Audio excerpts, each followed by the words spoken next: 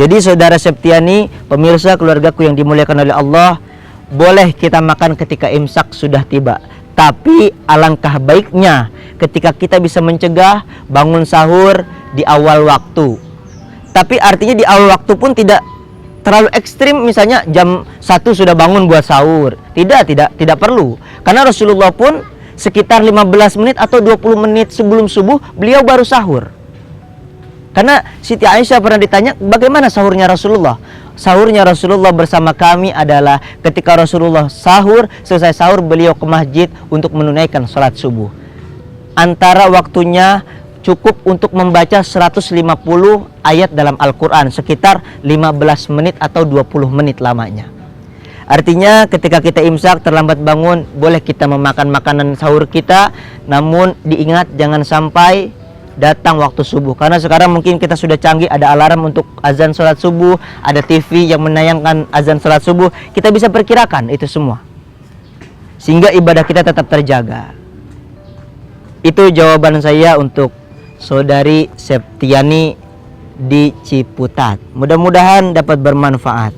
Pemirsa yang dimuliakan oleh Allah Subhanahu wa taala. Kesimpulan intisari yang dapat kita ambil dari pertanyaan saudari kita Yona Septiani di Ciputat adalah bagaimana sebenarnya ibadah ini harus penuh dengan kehati-hatian, penuh dengan kesungguh-sungguhan. Artinya memang kita disuruh sholat oleh Allah Subhanahu wa taala, menutup aurat misalnya. Tutup aurat ya cukuplah misalnya dari dengkul sampai pusar. Bisa saja kita sholat seperti itu, sampai sini ditutupi dengan kain. Tapi apakah etis ketika kita menghadap Allah dengan pakaian begitu saja? Padahal kalau ketika ketemu presiden, ketemu pejabat, kita dengan pakaian-pakaian yang rapi, pakaian-pakaian yang harum, dengan wangian yang sangat semerbak. Kenapa kita tidak bersungguh-sungguh dalam ibadah? Untuk menyandarkan diri ini dengan pakaian yang rapi, dengan wangian yang harum, sehingga Allah pun melihat kesungguhan kita dalam rangka menunaikan ibadah kepadanya. Karena Allah perintahkan ibadah bukan kebutuhan Allah, tapi untuk kita. Karena ibadah adalah kebutuhan manusia. Karena kita yang butuh kepada Allah, bukan Allah butuh kepada kita. Allah tidak akan pernah berhenti jadi Tuhan ketika umat di dunia tidak pernah sholat. Allah tidak akan berhenti jadi Tuhan ketika manusia tidak beribadah. Allah akan terus jadi Allah yang maha besar, walaupun umatnya di luar, hamba-hambanya meninggalkannya.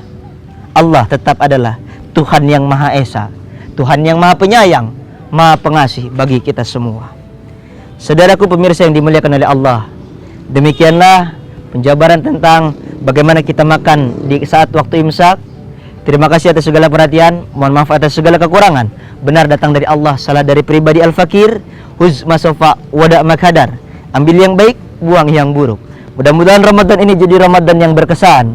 Usikum wa nafsi bittaqallah. Wassalamualaikum warahmatullahi wabarakatuh.